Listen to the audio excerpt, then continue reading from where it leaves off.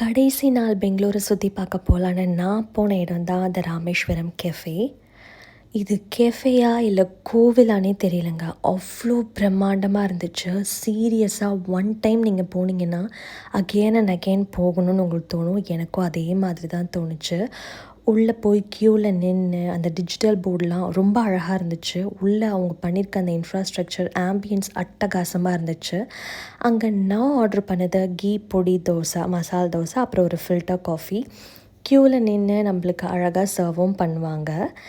அவங்களோட ஹைஜீனிக்காக இருக்கட்டும், எல்லாமே இருக்கட்டும், ரொம்ப பர்ஃபெக்டாக இருந்துச்சு. அண்ட் இந்த இடத்துல நீங்கள் எங்கே வேணாலும் உட்காந்து சாப்பிட்லாம். கீழே கூட உட்காந்து சாப்பிட்லாம். பர்ஃபெக்டான ஒரு லொக்கேஷன் பார்த்துட்டு நானும் கீழே உட்காந்து சாப்பிட்டேன். அல்டிமேட்டாக இருந்துச்சு. திரும்பியும் சாப்பிட்டு அப்படியே சுற்றி பார்த்தேன். பார்த்தீங்களா, கோவில் மாதிரியே இருக்கும். ஒரு டிவைன் ஃபீல் இருக்கும் உங்களுக்கு. அப்படியே சாப்பிட்டு லாஸ்ட்டாக ஒரு ஃபில்டர் காஃபி வாங்கி குடிச்சிங்கன்னா அவ்வளோ சூப்பராக இருக்குங்க. கண்டிப்பாக நீங்கள் பெங்களூர் வந்தீங்கன்னா இந்த இடத்த மிஸ் பண்ணிடாதீங்க. ரெஸ்ட் ரூமை கூட அழகாக மெயின்டைன் பண்ணியிருந்தாங்க. அன்றைக்கி டேயை முடிச்சுட்டு ட்ரெயினை பிடிச்சி ஊருக்கு கிளம்பி வர வழியில் கிளைமேட் ரொம்பவே சூப்பராக இருந்துச்சு.